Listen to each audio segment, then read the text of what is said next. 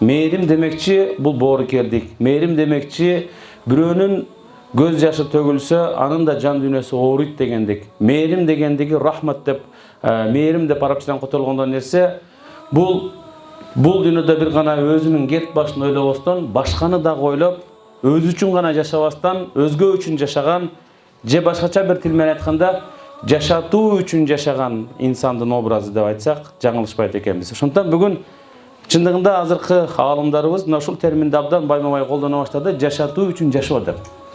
Сиз өзүңүздүн жашооңуз менен жашабайсыз.